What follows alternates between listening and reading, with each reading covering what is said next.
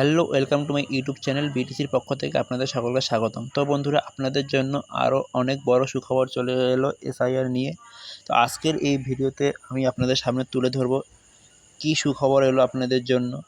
বিস্তারিত দেখতে ভিডিওটিকে স্কিপ না করে সম্পূর্ণ ভিডিও দেখুন, তাইলে আপনাদের বুঝতে সুবিধা হবে। চলুন দেখে নেওয়া যাক সরকারিভাবে যে নথিগুলির কথা বলা রয়েছে সেই নথিগুলি কী কী এবং সেই ডকুমেন্টসগুলির লিস্ট আপনাদের সামনে তুলে ধরছি। প্রথমে দেখে নেওয়া যাক 11টি নথি কী, অর্থাৎ সরকারিভাবে যে 11টি নথির কথা বলা রয়েছে সেই 11টি নথি কী কী। প্রথমে বলা রয়েছে রাজ্য বা কেন্দ্রীয় সরকারের চাকরি বা অবসরপ্রাপ্ত কর্মচারী হলো তার পরিচয়পত্র, অর্থাৎ আপনি যদি কোনো কেন্দ্রীয় সরকার বা রাজ্য সরকারের অবসরপ্রাপ্ত কর্মচারী হয়ে থাকেন, তা আপনার কাছে যে সার্টিফিকেটটি রয়েছে সেই সার্টিফিকেটটিও গ্রাহ্য হবে। 2 নম্বরে বলা রয়েছে আপনার নামে 1987 সালের 1 জুলাইয়ের আগের কোনো পরিচয়পত্র, সার্টিফিকেট, ডকুমেন্ট যা ভারত সরকার বা রাজ্য সরকার দিয়েছে, ব্যাংক, পোস্ট অফিস, এলআইসির নথিও গ্রাহ্য হবে। অর্থাৎ আপনাদের কাছে যদি 1987 সালের আগের এই সমস্ত কাগজ থেকে থাকে সেগুলো গ্রাহ্য হবে। 3 নম্বরে বলা রয়েছে জন্মের শংসাপত্র, অর্থাৎ আপনার কাছে যদি কোনো জন্মের শংসাপত্র থেকে থাকে সেটাও গ্রাহ্য হবে।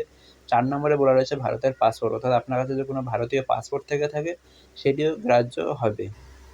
5 নম্বরে বলা রয়েছে স্বীকৃতি বোর্ড বা স্বীকৃতি বিশ্ববিদ্যালয়ে দেওয়া শিক্ষা সংক্রান্ত শংসাপত্র, মাধ্যমিকের সার্টিফিকেটও গ্রাহ্য হবে। অর্থাৎ আপনার কাছে যদি কোনো স্বীকৃতি বোর্ড বা বিশ্ববিদ্যালয়ের সার্টিফিকেট থেকে থাকে সেটাও গ্রাহ্য হবে, যেখানে আপনার জন্মের সাল ও তারিখ উল্লেখ রয়েছে।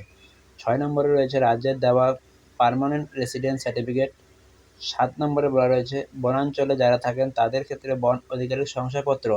8 নম্বরে রয়েছে ওবিসি, এসসি, এসটি বা অন্য কোনো কাস্টের হলেও কাস্ট সার্টিফিকেট, অর্থাৎ আপনার কাছে যদি কোনো কাস্ট সার্টিফিকেট থেকে থাকে সেটিও গ্রাহ্য হবে। 9 নম্বরে বলা রয়েছে জাতির নাগরিক পঞ্জি বা এনআরসি যেখানে চালু হয়েছে। ভিডিওটি স্কিপ না করে সম্পূর্ণ ভিডিওটি দেখুন, তাহলে আপনাদের বুঝতে সুবিধা হবে। 10 নম্বরে বলা রয়েছে রাজ্য বা সরকারের স্থায়ী প্রশাসনের তৈরি ফ্যামিলি রেজিস্ট্রেশন।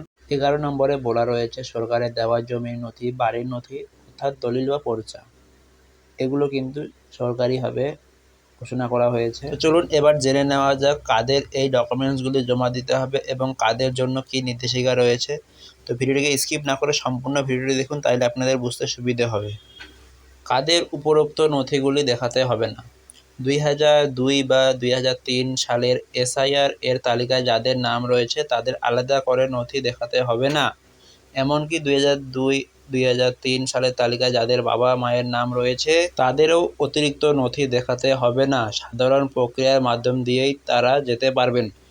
তো 2002 বা 2003 সালে যাদের তালিকায় নাম রয়েছে তাদের তো আলাদা করে কোনো নথি দিতে হবে না, এবং 2002 বা 2003 সালে যাদের বাবা মায়ের নাম রয়েছে তাদেরও আলাদা করে নথি দিতে হবে না। আশা করছি ভিডিওটি বুঝতে পারছেন। 2002 বা 2003 সালে যাদের এসআইআর তালিকায় নাম রয়েছে তাদের আলাদা করে নথি দেখাতে হবে না, এমনকি যাদের 2002 বা 2003 সালের তালিকায় বাবা মায়ের নাম রয়েছে তাদেরও আলাদা করে নথি দেখাতে হবে না। তো ভিডিওটি ভালো লাগলে চ্যানেলটিকে সাবস্ক্রাইব করে পাশে থাকা বেল বাটনটিকে অন করে রাখুন এরকম নতুন নতুন ভিডিও সবার আগে পেতে।